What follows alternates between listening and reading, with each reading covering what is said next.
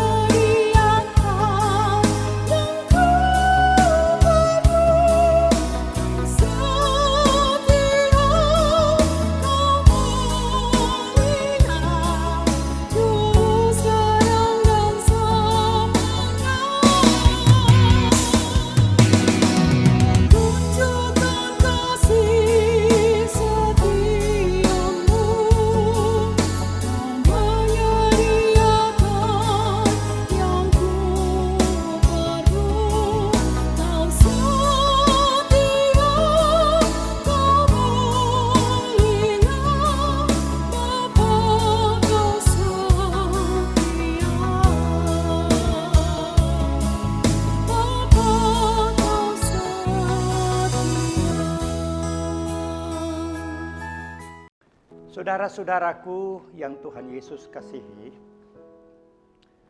selamat baku dapa. Dengan harapan semua orang ada baik-baik. Ini hari orang bersama pantas por mau puji Tuhan. Mau berterima kasih Pak Tuhan dari baku dapa lagi di acara Baku Baking Kuat Iman. Acara yang sangat bermanfaat for orang semua. Besar dia peguna. Baku kasih ingat apa itu Tuhan so bilang for orang pe kehidupan. Untuk itu, orang tadi so baca bersama firman Tuhan dalam Filipi pasal 2 ayat 1 sampai dengan 11. Saudara-saudara yang Tuhan sayang,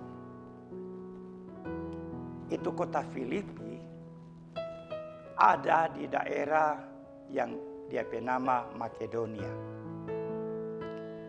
Kalau orang mau lihat peta dalam Alkitab, daerah Makedonia ada di benua Eropa yang paling pinggir kemari, paling timur. Bagaimana sampai Rasul Paulus dapat pergi di Makedonia? Orang dapat baca dia cerita di kitab Kisah Para Rasul pasal 11. Di mana waktu Rasul Paulus dan dia tamang ada di kota yang bernama Troas, Paulus dapat mimpi. Di pinggir laut, di sana Paulus lihat ada seorang Makedonia yang berdiri di pinggir pantai. Kong dia bataria, "Hei, datang kuak kamari, kon tolong akang patorang kasiang." Lantaran penglihatan itu Rasul Paulus ambil kesimpulan, ini pasti so Tuhan pe mau. Tuhan mau kasih tunjuk jalan torang musti ke sana, ke wilayah Eropa. Serta dorang pergi kong sampai di Makedonia, yang paling dulu dorang pergi akan yaitu kota yang dia bernama Filipi. Cuma beberapa lama dalam waktu yang sangat singkat, so ada orang yang jadi Kristen, percaya. Ada satu perempuan, dia bernama Lydia. Tapi karena dia orang yang so percaya, maka ada banyak orang-orang Yahudi yang so mulai marah-marah. Dorang suruh itu pembesar-pembesar kota tangkap Pak Paulus dengan alasan nyandak benar, kong kase masuk pada dia di penjara. Tengah malam, waktu Paulus so di penjara, di tengah-tengah penjara terjadi gempa bumi. Tapi yang gempa bumi cuma itu penjara. Rumah penjara itu tagoyang hebat. Sampai Paulus pet rantai yang ada ikat di kaki tak lepas. Kong itu kepala penjara sotako. Dia semua bunuh diri. Tapi Paulus bilangnya tidak usah takut. Orangnya tidak lari. Orang ada di sini. Itu kesempatan itu Paulus pakai untuk mulai memberitakan Injil kepada kepala penjara, dan kepala penjara dan semua DP keluarga jadi percaya, jadi orang Kristen. Serta ada orang suka lepas Pak Paulus. Rasul Paulus sampai di kota Tesalonika. Di kota ini Paulus cuma ada 3 kali baku dapat dengan orang Yahudi di rumah ibadat. Bayangkan sekali lagi cuma 3 kali baku dapat. Jadi cuma dalam kesempatan 1 bulan pekabaran Injil so terjadi orang yang terima Tuhan. Tapi saudara-saudara, lagi-lagi serta ada orang Yahudi yang lain tahu bahwa ada yang so masuk Kristen di Tesalonika. Orang-orang Yahudi datang dari Filipi kong ulang bikin kacau di sana. Lantaran itu Paulus lagi-lagi kasih tinggal Tesalonika. Tapi saudara-saudara, puji Tuhan, sekali lagi puji Tuhan, biar cuma 3 kali baku dapat di rumah ibadah Yahudi, tapi di Tesalonika toh ada berdiri juga jemaat Kristen. Lantaran ada dapat usir dari Tesalonika, Paulus pergi ke kota Berea, yang tidak jauh dari Tesalonika. Biar cuma nyandak lama lagi di Berea, asitoh berdiri jemaat. Paulus mesti lagi-lagi kasih tinggal kota Berea, lantaran datang lagi orang-orang Yahudi dari Tesalonika, kong bikin kacau. Saudara-saudara, itu dia bercerita sampai ada 3 jemaat berdiri di Eropa pertama, yaitu mulai di daerah yang dia bernama Makedonia. Yang ada jadi 3 di kota ini semua dapat sayang. Jemaat-jemaat di sini ceritanya cerita sedih. Rasul Paulus dapat usir, kong dicap lagi pengacau. Siapa yang tidak mau sedih dengar tuh kejadian itu? Betul-betul bikin sayang, kasihan toh. Jemaat Filipi dan jemaat Tesalonika pasti juga susah, sedih. Kalau dorang mau ingat apa yang Rasul Paulus ada rasa, apa yang terjadi dengan Rasul Paulus selama pada orang pe kampung sendiri. Saudara-saudara, solantaran itu semua sampai Rasul Paulus batulis surat pada orang. Kiapa? For apa itu surat ke jemaat Filipi? Yang jelas dia pe jawaban yaitu mau bikin kuat pada orang. Mau backing supaya itu jemaat jangan hilang semangat. Mau dorong Pak itu jemaat Filipi dan jemaat-jemaat lainnya Tesalonika dan Berea supaya banyak sabar mau menghadapi itu penderitaan. Tapi juga saudara-saudara, surat ini ditulis oleh Rasul Paulus supaya orang Kristen sepanjang masa, termasuk saudara-saudara dan saya, gereja masa kini, semua tahu apa yang Paulus ada alami. Torang pembacaan firman hari ini, dia perikop nasihat supaya bersatu dan merendahkan diri seperti Kristus. Bersatu dia maksud jangan berpisah-pisah. Pepatah dah bilang toh begini, bersatu kita teguh, bercerai kita runtuh. Berikut Paulus penasihat ialah merendahkan diri seperti Kristus. Apa yang Rasul Paulus dah bilang ini sebenarnya jemaat Filipi sobeking. Bukan cuma jemaat Filipi, tapi semua jemaat yang di Makedonia so backing dalam kehidupan mereka. Mau kasih jelas apa yang dah bilang ini, mari torang baca apa yang Rasul Paulus dah tulis di dalam surat 2 Korintus 8 ayat 1 sampai dengan ayatnya yang keempat. Ada tertulis begini. Saudara-saudara, kami hendak memberitahu kepada kamu tentang kasih karunia yang dianugerahkan kepada jemaat-jemaat di Makedonia.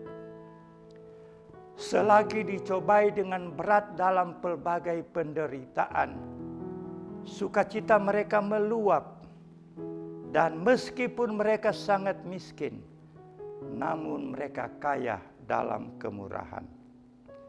Aku bersaksi bahwa mereka telah memberikan menurut kemampuan mereka, bahkan melampaui kemampuan mereka. Dengan kerelaan sendiri mereka meminta dan mendesak kepada kami, supaya mereka juga beroleh kasih karunia untuk mengambil bahagian dalam pelayanan kepada orang-orang kudus. Itu yang Rasul Paulus tulis. Dorang alami pencobaan yang berat. Berat sekali dorang pe pergumulan. Dorang pe hidup hari-hari sangat miskin. Taruh kira ini bukan bilang miskin, tapi sangat miskin. Itu kondisi sosial di jemaat Filipi, jemaat Tesalonika. Dalam dorang pe keadaan yang begitu, kamu jemaat Filipi pe pikiran, pe perasaan sama persis dengan apa yang Tuhan Yesus alami. Mau bilang apa saudara-saudara? Dunia ini Tuhan Yesus punya. Semua ada di dalam kuasa Tuhan Yesus. Tapi Tuhan Yesus merendahkan diri. Tunduk merendah serendah-rendahnya sampai dia mati di kayu salib. Orang semua tahu itu kayu salib adalah tanda hinaan. Tapi dengan disalib itu Yesus mau kasih tunjung dia bersikap paling rendah. Orang Filipi memang serasa tu dia nama penderitaan. Tapi Tuhan Yesus lebih mengalami penderitaan. Sebab Yesus mati sama dengan orang penjahat. Saudara-saudara, mau ingat semua itu Paulus kasih nasihat pak orang Filipi. Ada beberapa Paulus penasihat. Yang pertama, Paulus bilang jangan cari kepentingan sendiri. Jangan cuma berpikir diri sendiri. Jangan cuma mau cari untung sendiri. Biasa kalau mau cari untung sendiri itu orang lain jadi korban. Yang paling bagus kalau orang-orang percaya, orang-orang Kristen mau berpikir for semua pe kepentingan. Wah, ini gampang-gampang susah saudara-saudara. Tapi percaya Jo, kalau ada Tuhan, kalau ada roh Tuhan mau pimpin pat orang. Yang nyanda mungkin pak manusia, pasti selalu mungkin pak Tuhan.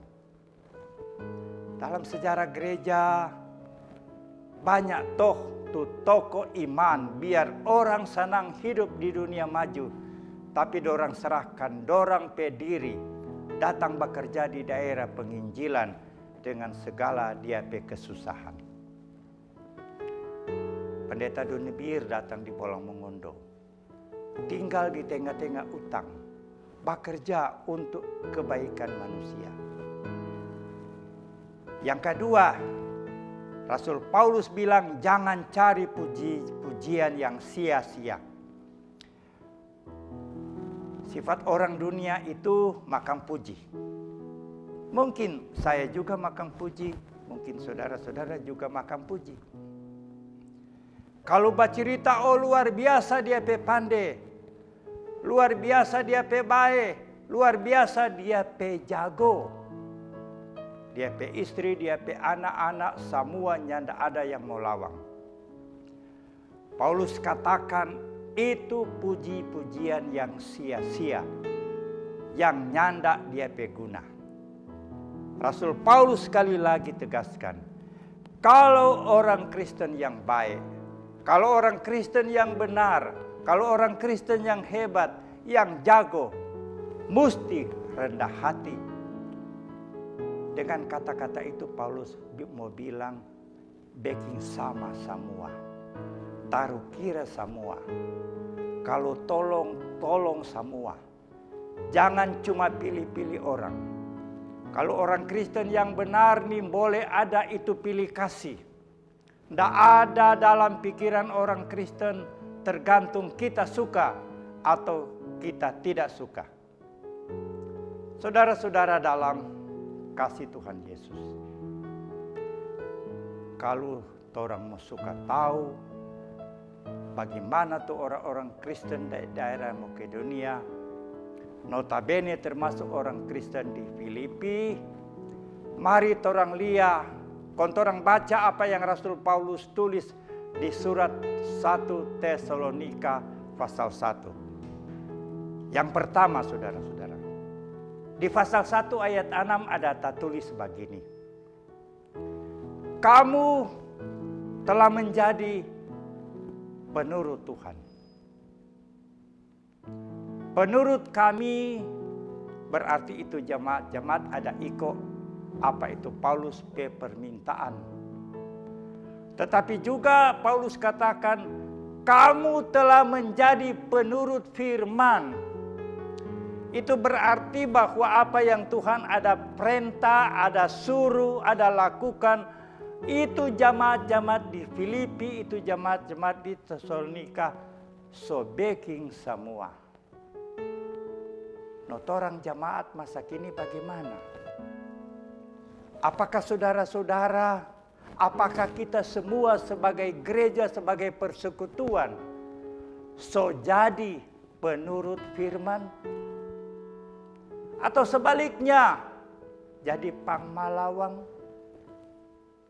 Yang kedua, di ayat 7 tertulis, kamu telah menjadi teladan untuk semua orang percaya di Makedonia dan Akhaya. Jemaat yang paling banyak terima cobaan. Jemaat yang pikul penderitaan yang luar biasa. Kong hidup sangat miskin. Tapi toh jadi teladan, jadi contoh. Kasih tunjung yang bagus. Oh, bukan main tuh jemaat Filipi. Bukan main tuh jemaat Tesalonika. Kalau torang bagaimana saudara-saudara? Apa torang pe jemaat so jadi teladan? Mungkin belum. Tapi apa torang ada usaha, ada berjuang, ada maksud yang baik untuk menjadikan jemaat kita jemaat teladan? Mau jadi teladan ada dia pi kriteria, ada dia pi ketentuan. Persekutuan bagus, warga jemaat baku-baku sayang,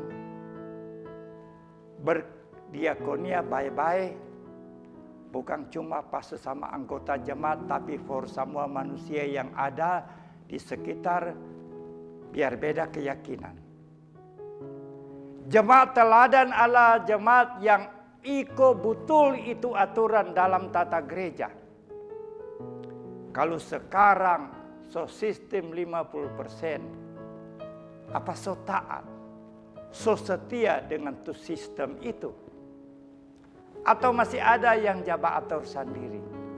Yang penting, orang bilang, ada gua setoran saban bulan ke sinode. Berusahalah jadi teladan. Yang ketiga, di ayat 8 tertulis, karena dari antara kamu firman Tuhan bergema, bukan hanya di Makedonia dan Akhaya saja, tetapi di semua tempat telah terdengar kabar tentang imanmu kepada Allah. Oh, sekali lagi saudara-saudara, ini luar biasa. Dari jemaat Filipi dan Tesalonika yang penuh dengan kesusahan, penuh dengan penderitaan, tapi Paulus bilang apa? Dari mereka firman Tuhan bergema.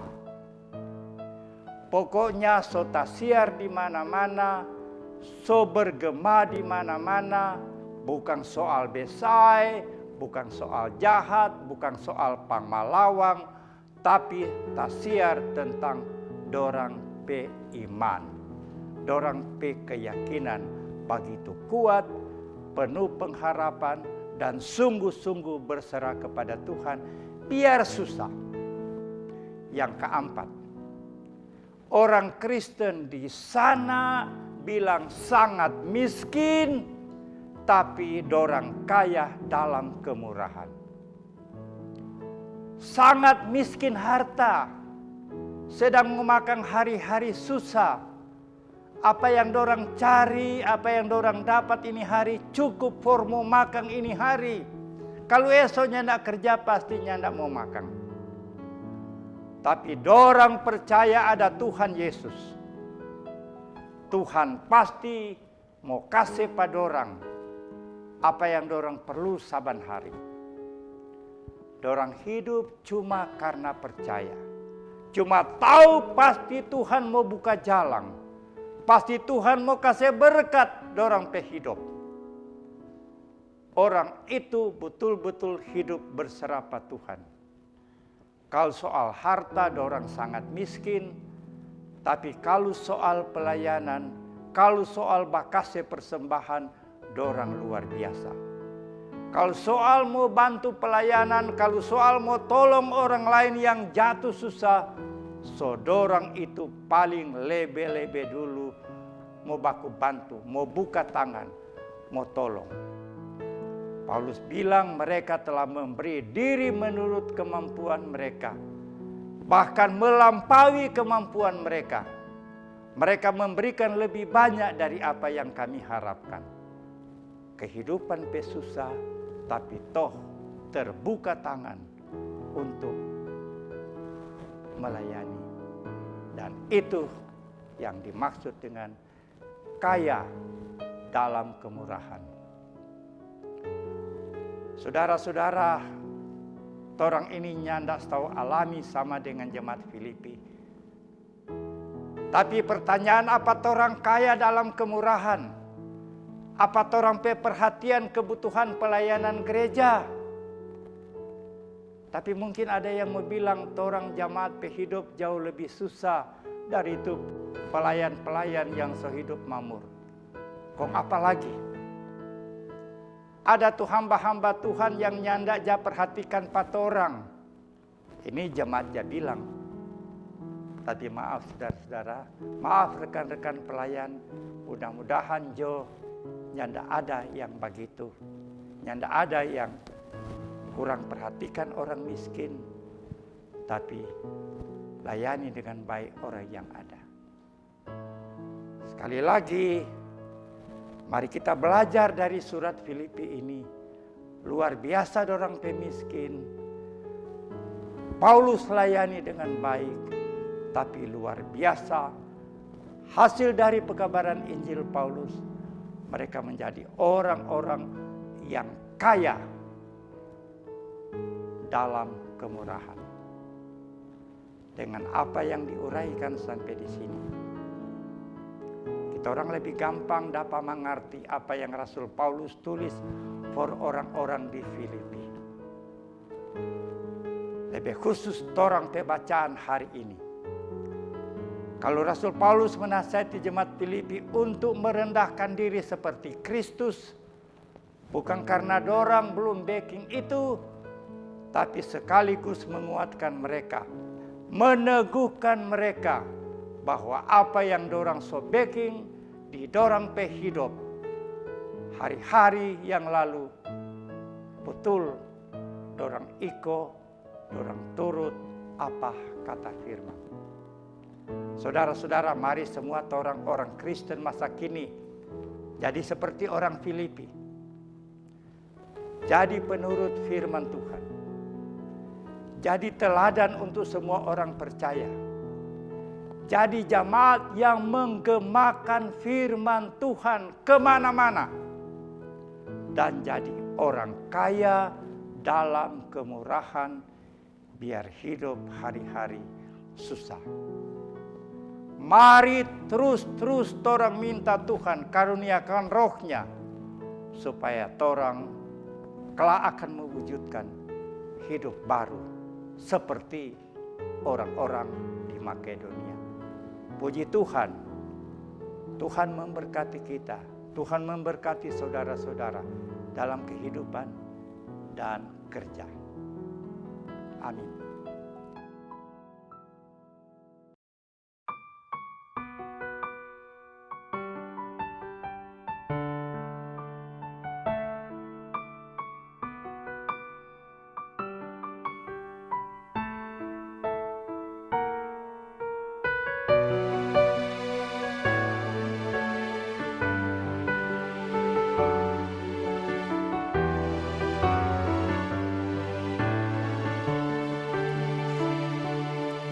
Aku termenung di bawah mentari, di antara megahnya alam ini, menikmati indahnya kasih-Mu. Ku rasakan damainya hatiku. Sabda-Mu bagai air yang mengalir, basahi panas terik di hatiku, menerangi semua jalanku. Ku rasakan tenteramnya hatiku.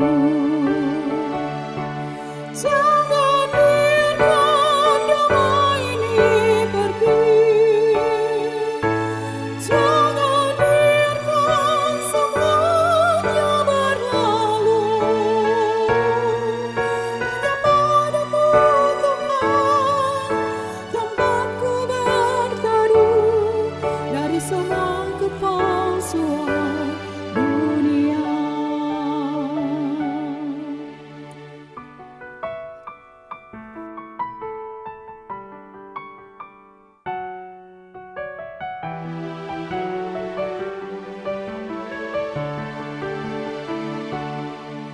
Bila ku jauh dari diri-Mu, akan ku tempuh semua perjalanan, agar selalu ada dekat-Mu.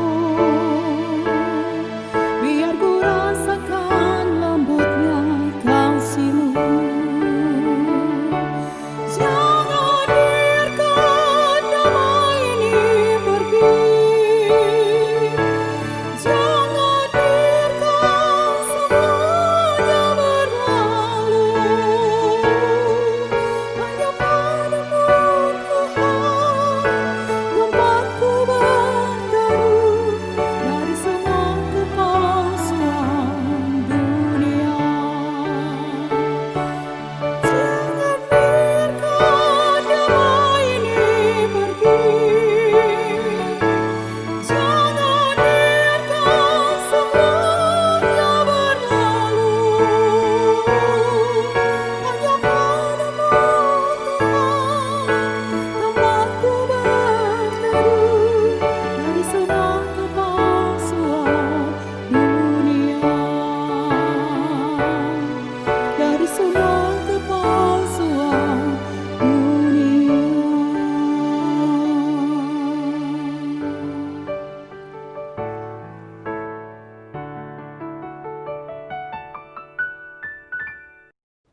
Mari torang berdoa. Terpuji nama-Mu Tuhan. Tuhan telah menyertai kami dalam kami mendengarkan firman-Mu. Kami boleh menerima nasihat-nasihat indah, di mana kami diajak kepada perbuatan-perbuatan terpuji, supaya nama Tuhan dipuji-puji di sepanjang kehidupan dunia ini. Terima kasih Tuhan atas firman-Mu. Kiranya kami semua sebagai orang percaya, warga gereja Masehi Injili di Bolang Mongondo, boleh menjadi penurut firman, boleh menjadi teladan, boleh menggemakan Injil itu di mana-mana. Dan kami sungguh-sungguh kaya dalam kemurahan. Tuhan pasti memberkati, Tuhan pasti menolong, supaya apa yang mungkin torang pikir torang tidak mampu baking, torang dimampukan oleh Tuhan karena Roh-Nya yang kudus.